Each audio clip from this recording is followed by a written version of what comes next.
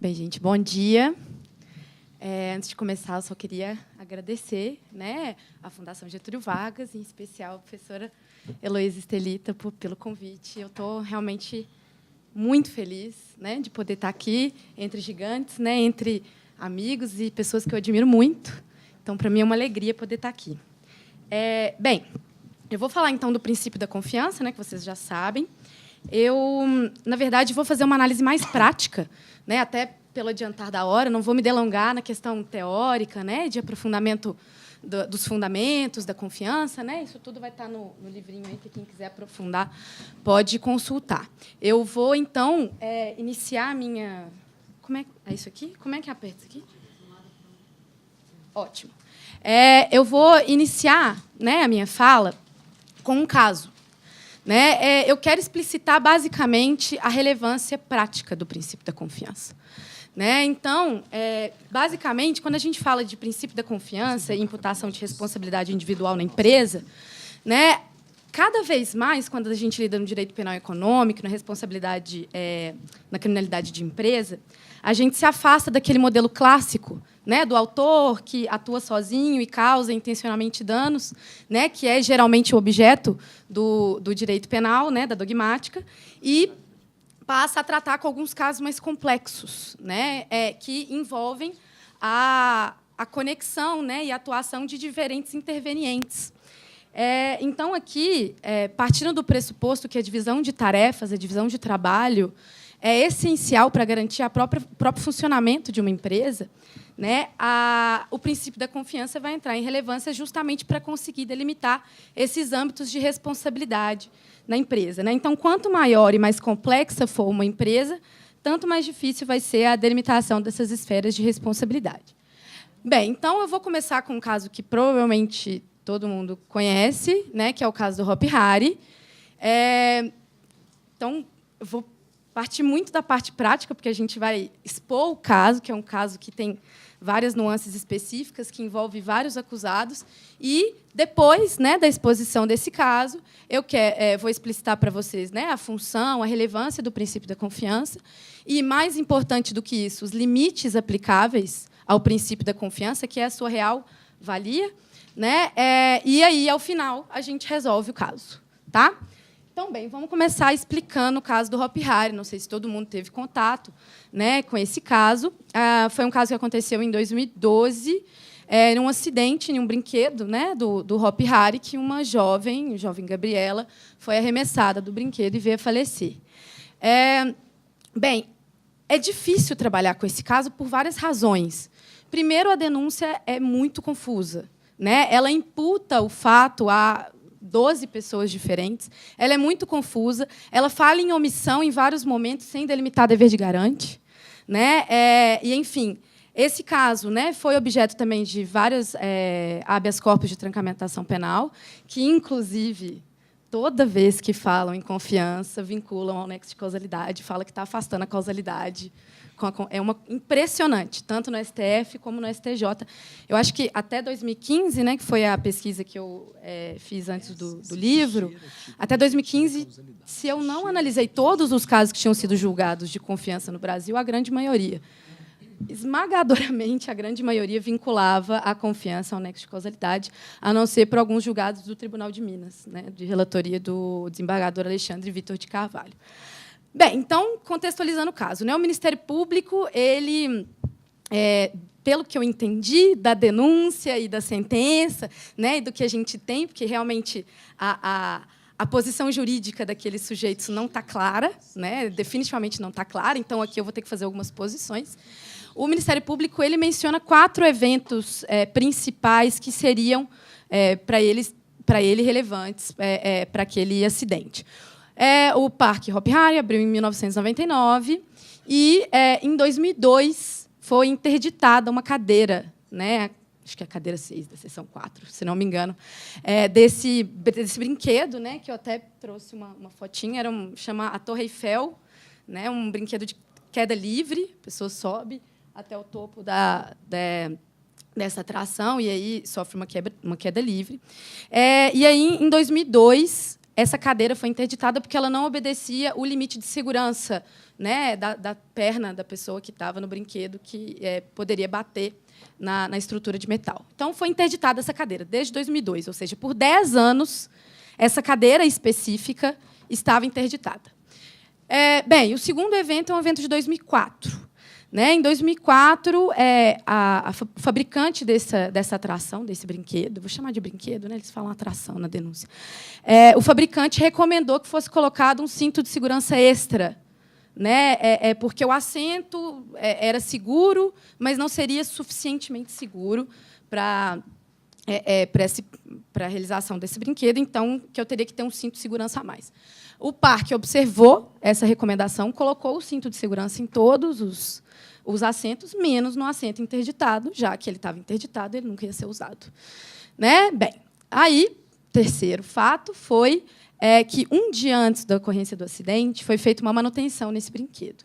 E eles estavam reativando uma das sessões, pelo que eu entendi, e o supervisor da manutenção determinou com que o técnico utilizasse uma das peças dessa cadeira interditada em uma outra. Né? Então, já que ela não estava sendo utilizada mesmo, ele ia destravar, porque ela estava travada, ninguém conseguiria, né, abrir essa cadeira, uma pessoa que estivesse operando aquele brinquedo não ia conseguir. Ele destravou, pegou a peça e se esqueceu de travar novamente a cadeira. Né? Então, aí que, a meu ver, iniciou o curso causal perigoso. Né? Bem, então, no dia seguinte, o operador daquela sessão percebeu que a cadeira interditada estava destravada, comunicou ao seu supervisor. O supervisor, mesmo assim, determinou o prosseguimento da atração. Ele falou: olha, eu vou mandar a manutenção, mas pode continuar, não tem problema nenhum. Né? Depois a gente resolve esse problema. E o operador foi lá e fez com que a jovem tomasse assento na cadeira interditada. E, como a gente já sabe, ela foi arremessada da atração e veio a falecer. Né? Então, esse é o caso, resumidamente. Bem, aqui eu tentei fazer, né, um quadrozinho.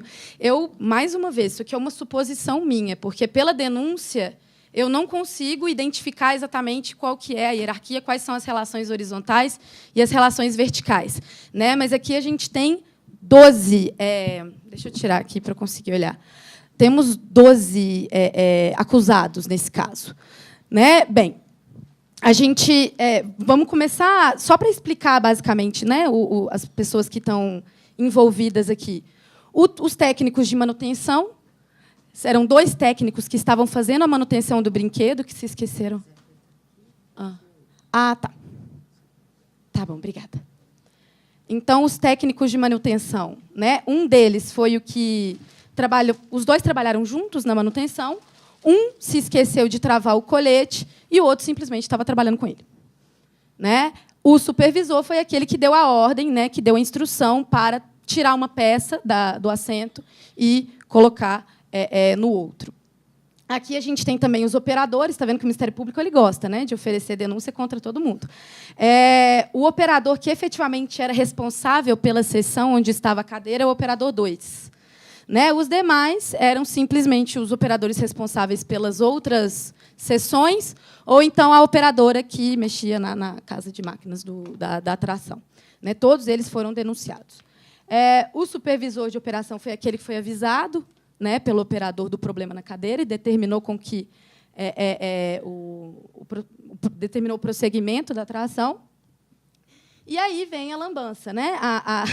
Foi oferecida aqui também denúncia contra gerente de planejamento e manutenção, gerente geral, que até agora eu não entendi qual que é a função desse sujeito no caso.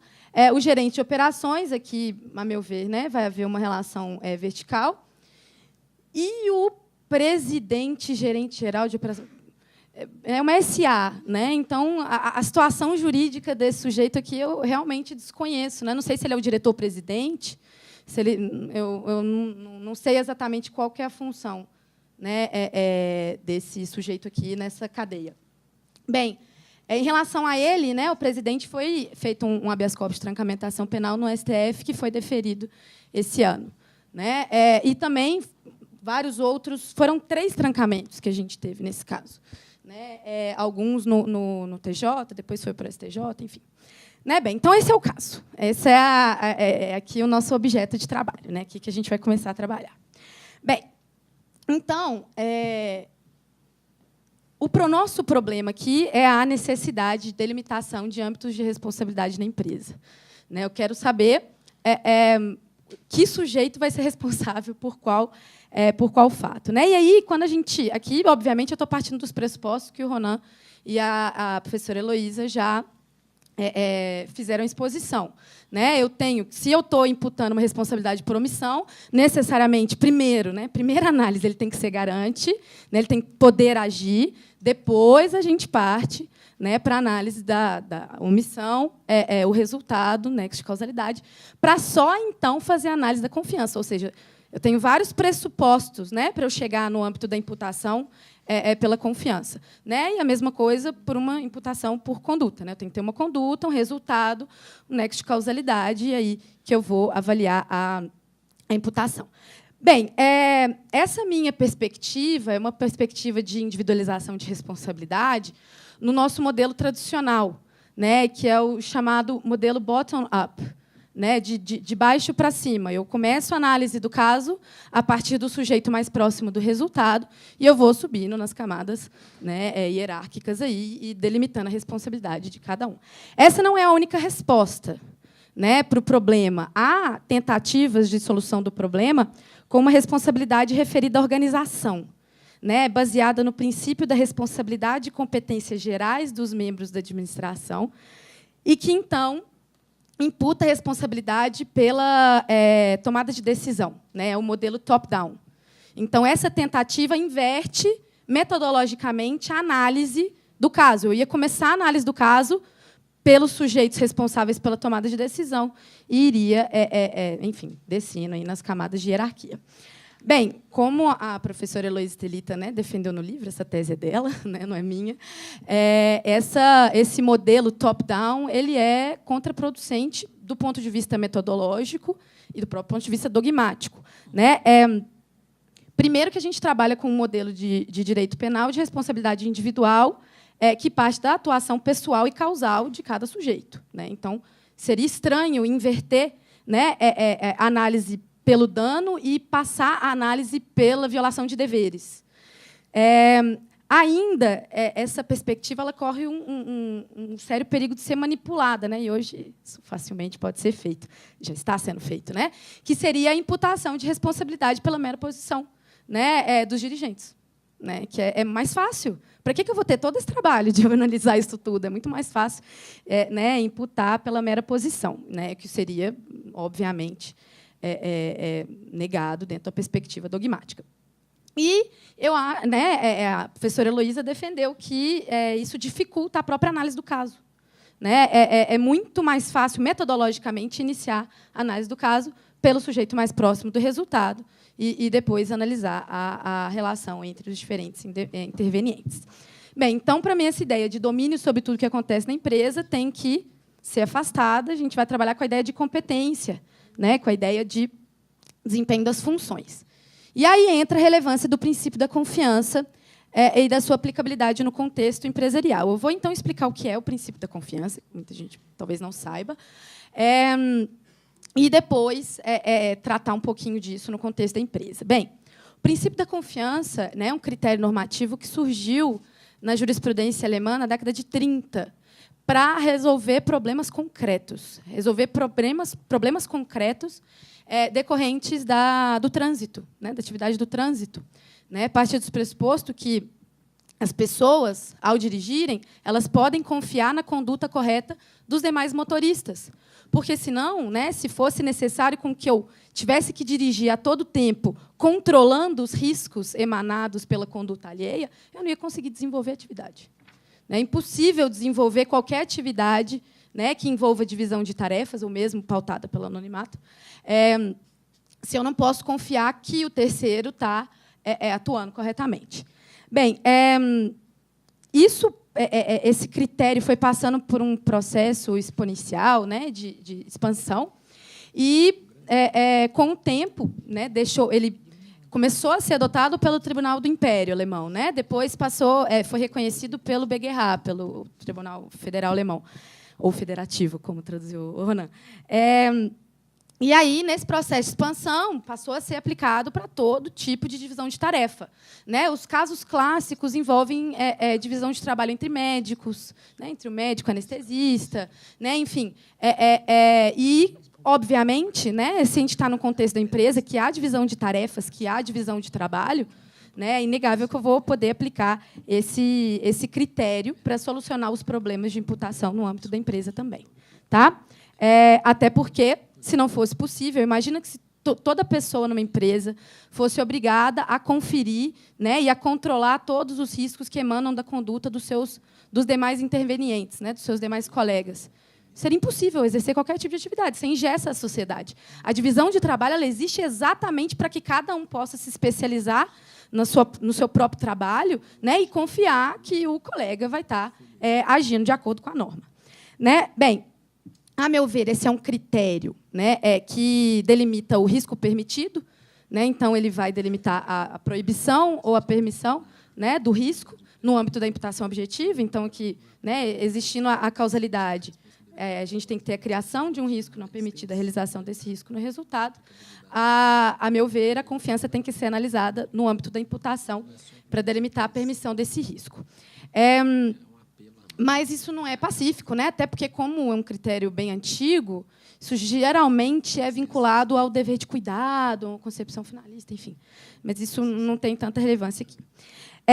Bem, eu não vou também aprofundar na questão do fundamento material da possibilidade de confiar, né? Como surgiu no contexto de trânsito, a maioria das justificativas eram também inerentes ao contexto do trânsito, experiência geral de vida, enfim, né? Isso não tem tanta relevância aqui agora.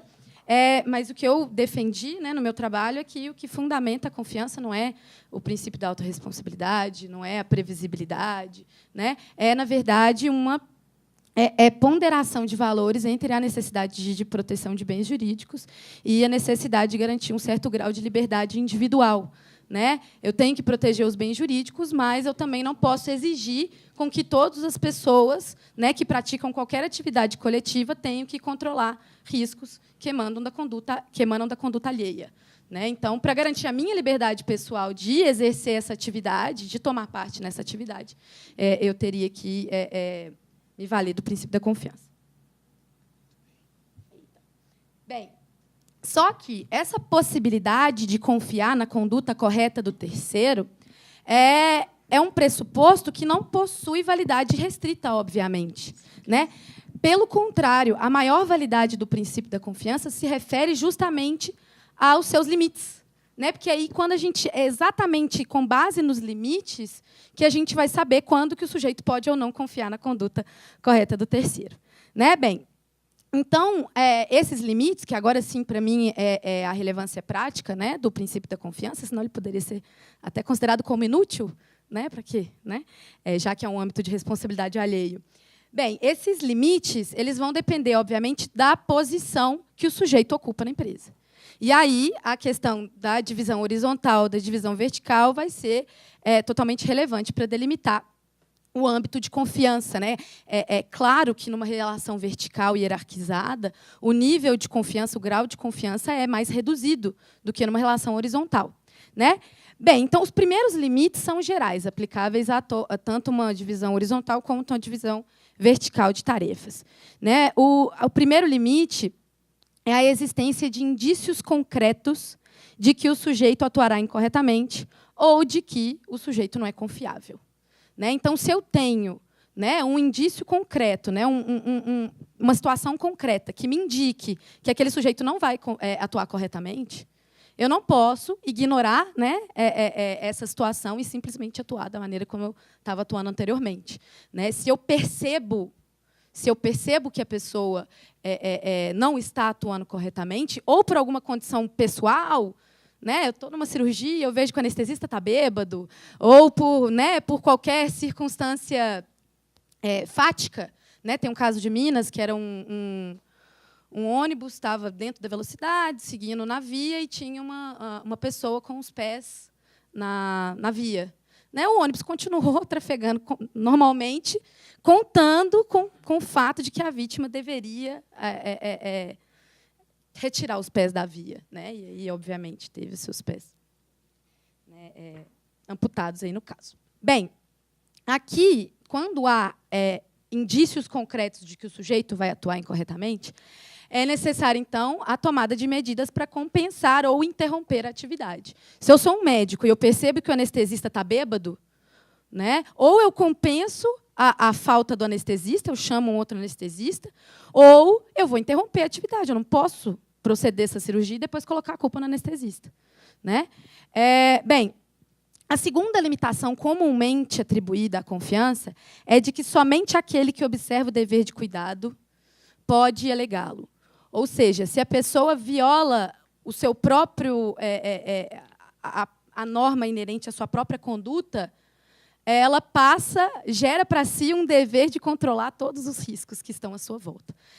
Isso foi um critério que eu discordei muito, né, na minha dissertação, publicada posteriormente. Eu acho que ele é totalmente desnecessário, né? Não é pelo fato de que eu estou, por exemplo, acima da velocidade, quando eu estou trafegando numa via, que todo e qualquer resultado, se alguém pular em cima do meu carro, né, se uma pessoa violar o sinal vermelho, eu não sou obrigada agora, eu não sou responsável por todos os riscos que podem emanar só pelo fato de que eu estou acima da velocidade, só pelo fato de que eu descumpri alguma norma, né? Aqui eu faço uma conjugação da confiança com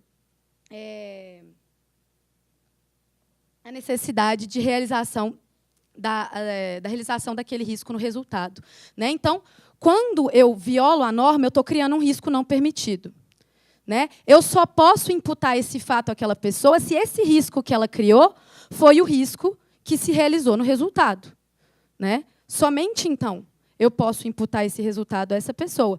Eu não crio para ela um dever de controlar todos os riscos. Então, se eu estou acima da velocidade, eu estou criando vários riscos, né, de, com essa velocidade excessiva, causar danos. Eu não estou criando um risco de que uma pessoa viole o sinal vermelho e então se acidente. Aqui eu faço aquela análise... Oi? Exatamente.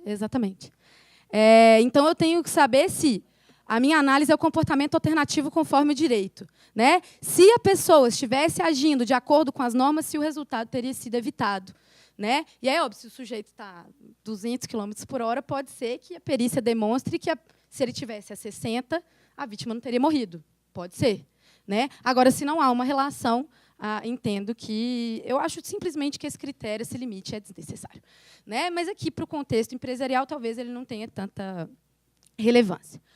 Bem, então a gente passa para a análise da divisão horizontal, né? A divisão horizontal ela é mais fácil. Ela atribui uma maior possibilidade de confiança na conduta correta do terceiro. Aqui, no contexto empresarial, a gente pode avaliar, por exemplo, qualquer tipo de divisão de tarefa, né, no setor, ou então a própria existência de órgãos colegiados, né, em todas essas situações, a princípio, a não ser que exista uma norma que indique o contrário, que indique alguma hierarquia, vai haver uma divisão horizontal de tarefas.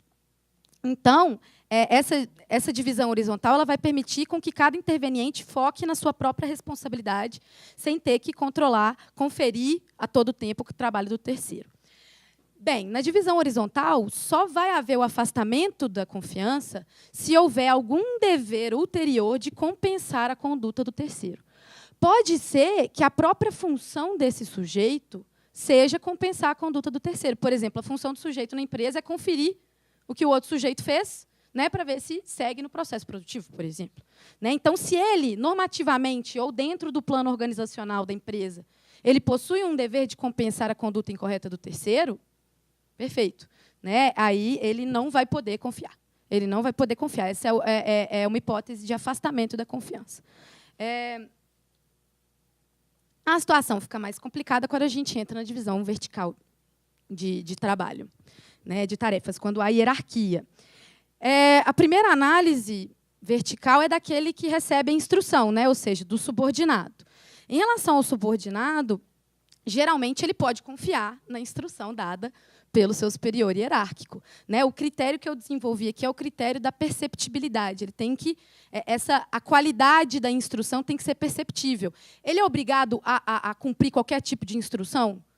Claro que não. Se ele perceber que a instrução vai gerar algum tipo de dano, ele não pode, ele tem que, né?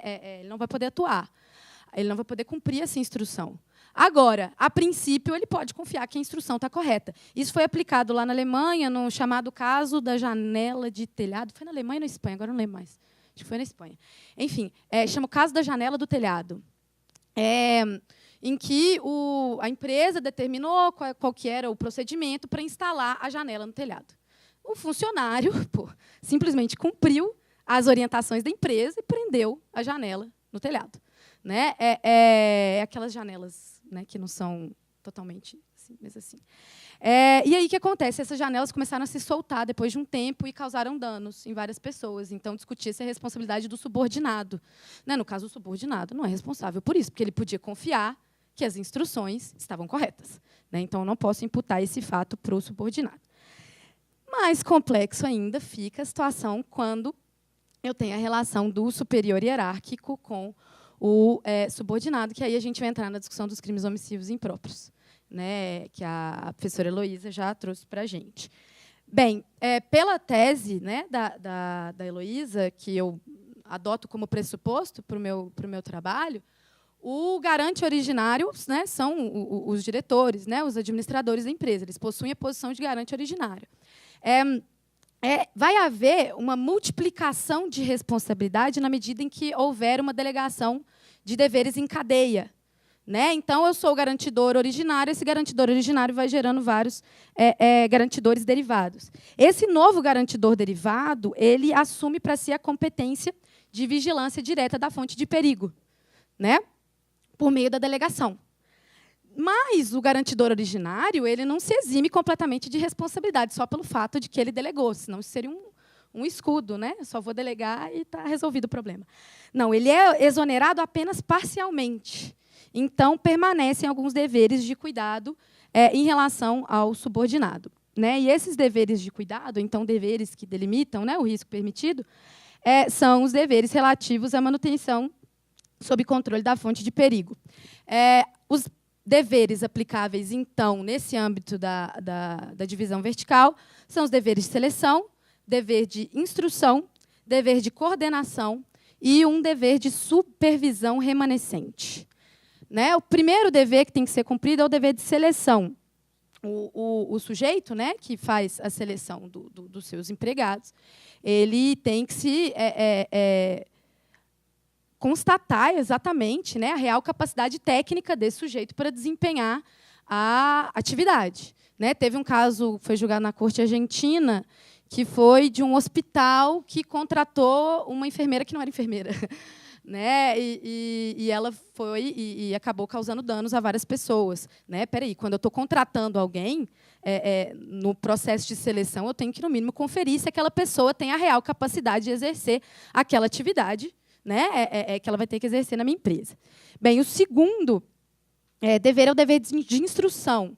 Né? Eu tenho que instruir exatamente aquela pessoa para cumprir aquela atividade e certificar de que ela compreendeu essa instrução. Né?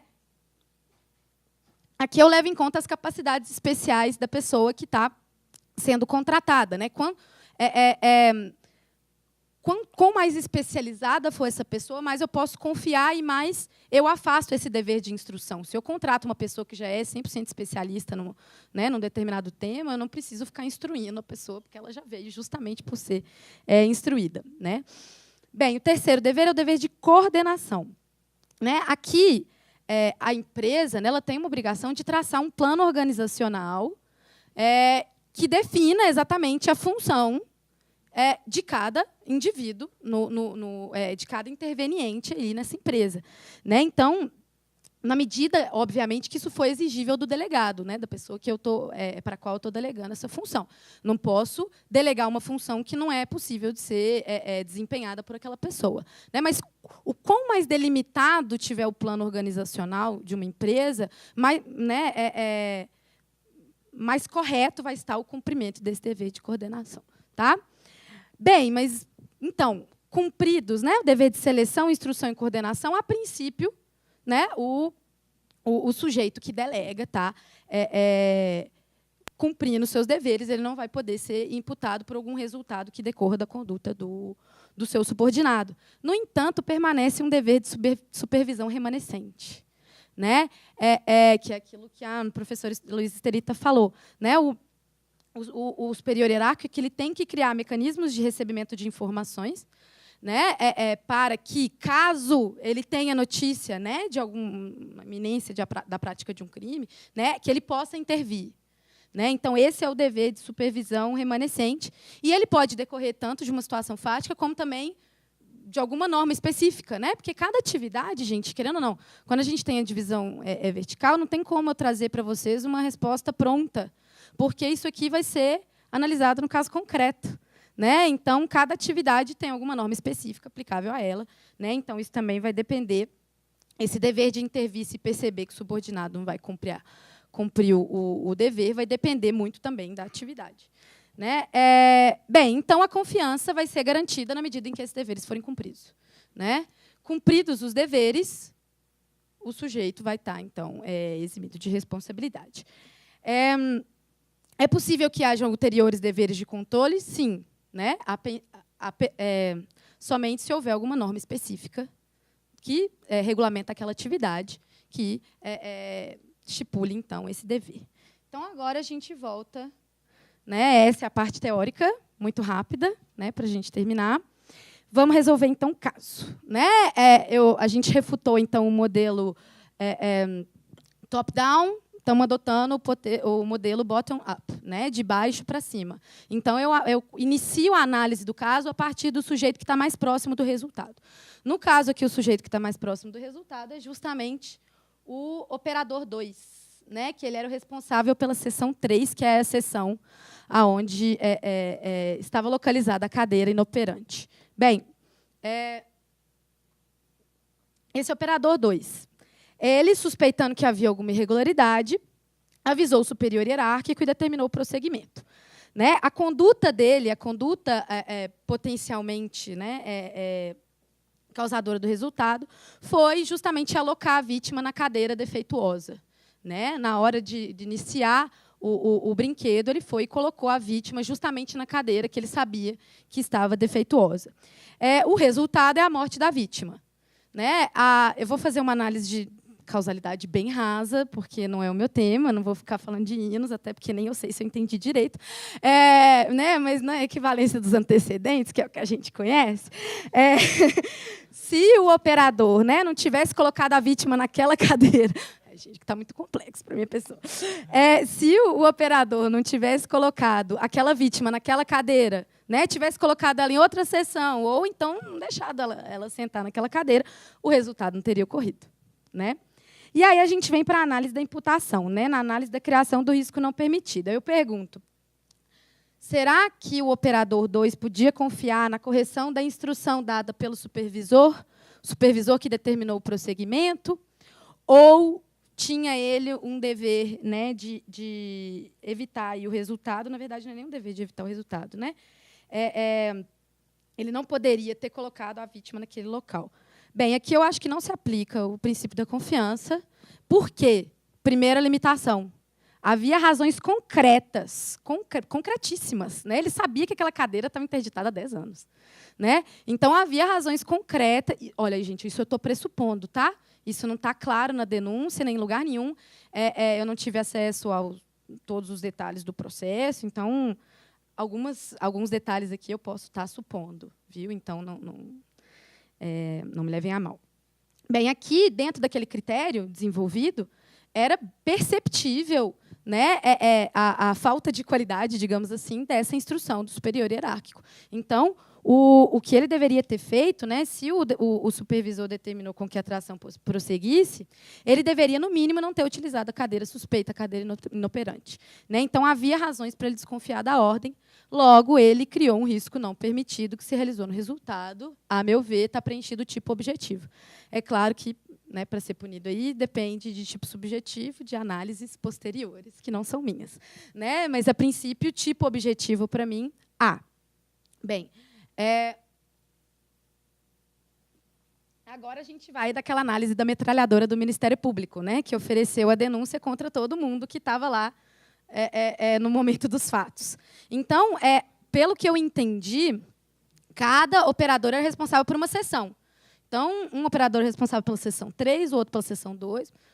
Bem, aqui, se cada um tem alguma responsabilidade, vai haver uma relação horizontal, em que cada um tem um dever específico de supervisionar aquela seção.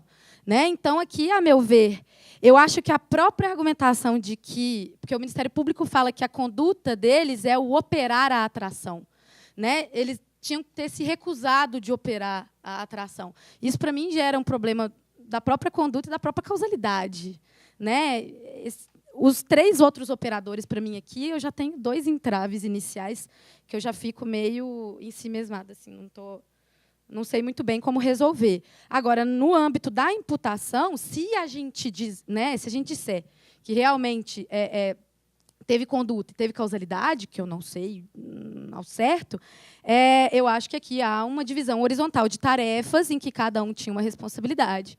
Eles podiam confiar, né, na conduta correta dos demais intervenientes. Então, aqui, eu poderia... É a tipo objetivo no operador 2, que é o responsável pela seção, mas o operador 1, operador 3 e o operador 4 não poderiam ter a imputação desse resultado.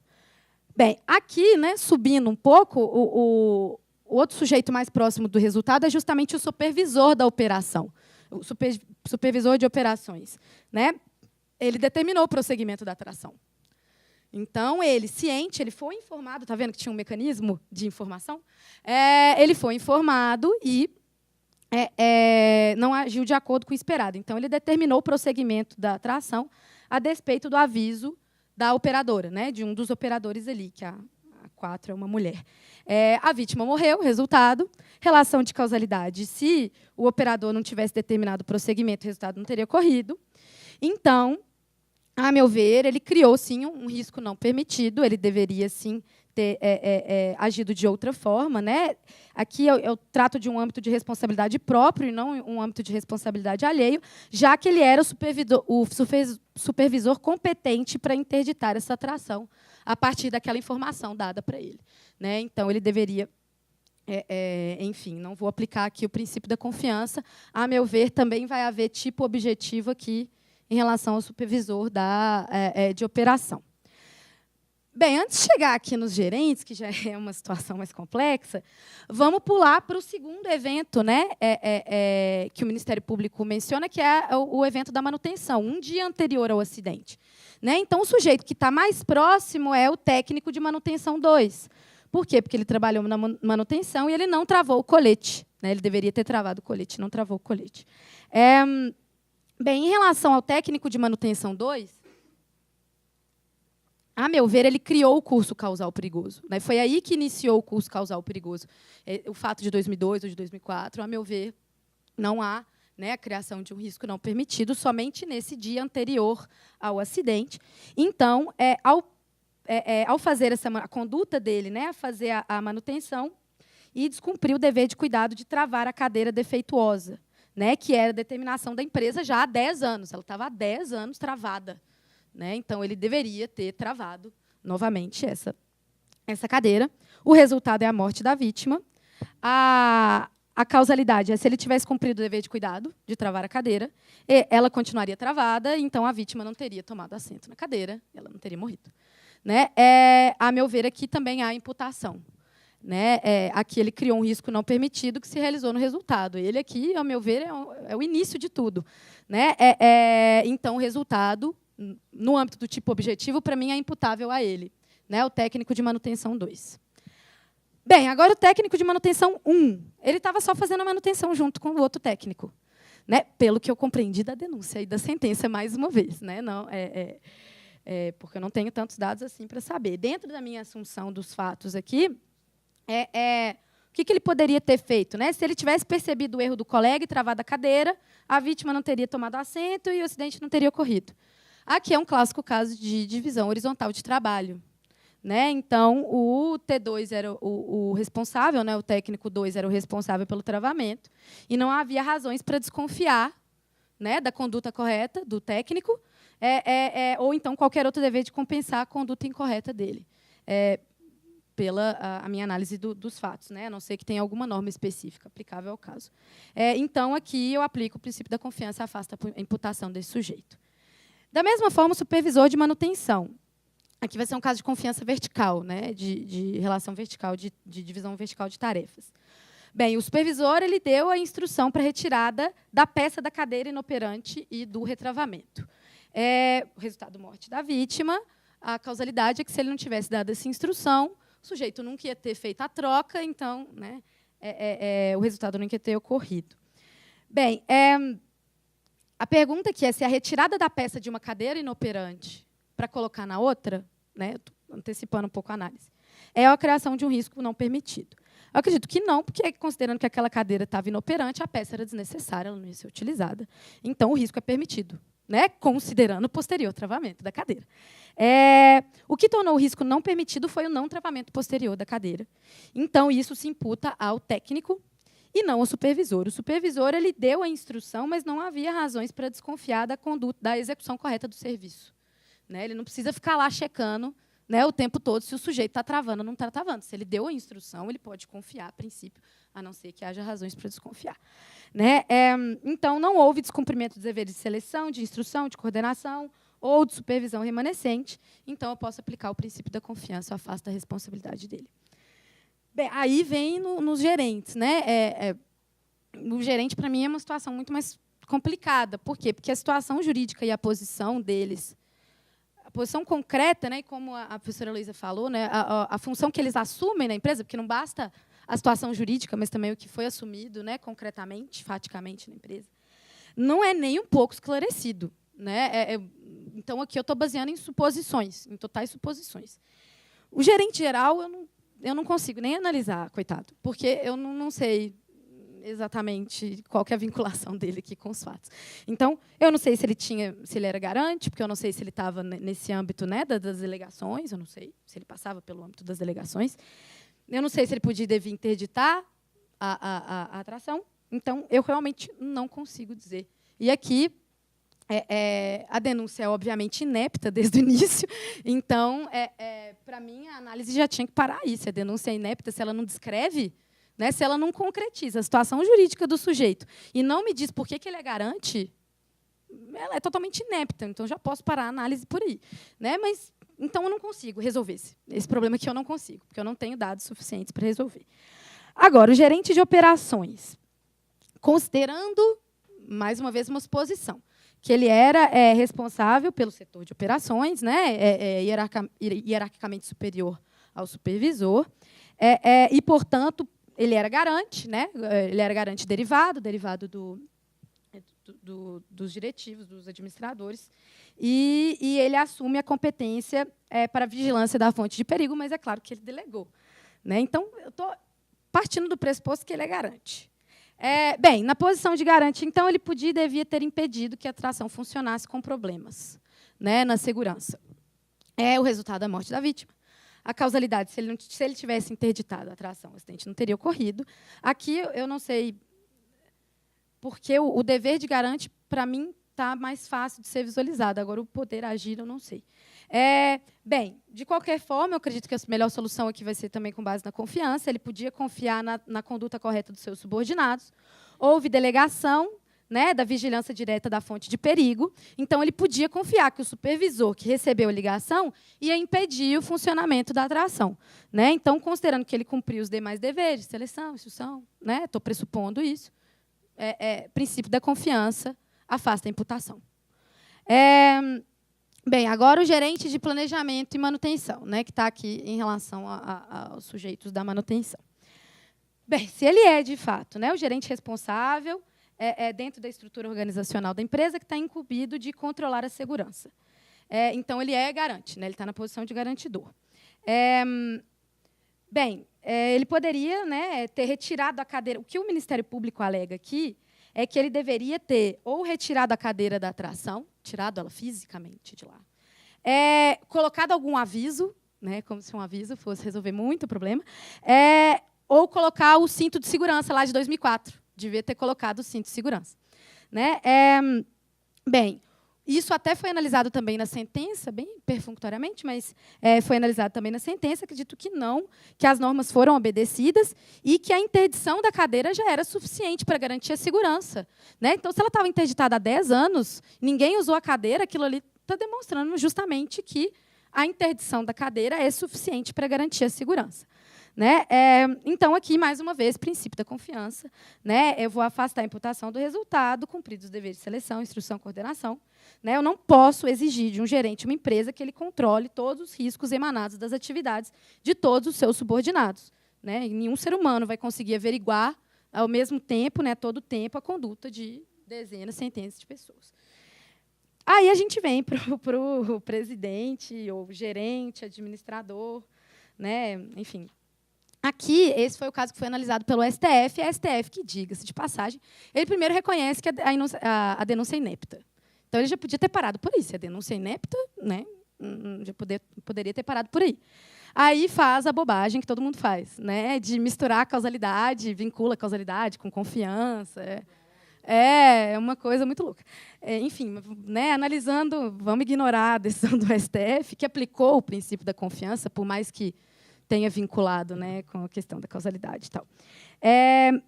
Bem, mais uma vez, como eu já disse, eu não sei exatamente, né, essa situação jurídica desse sujeito, para mim, não está esclarecida.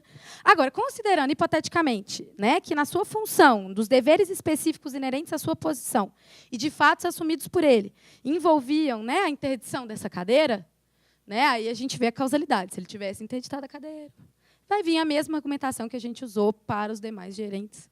Né? E aqui eu vou aplicar também o princípio da confiança, porque ele poderia confiar, né, nos seus subordinados. Aí não havia razões para desconfiar, não, ele cumpriu, a princípio, todos os deveres.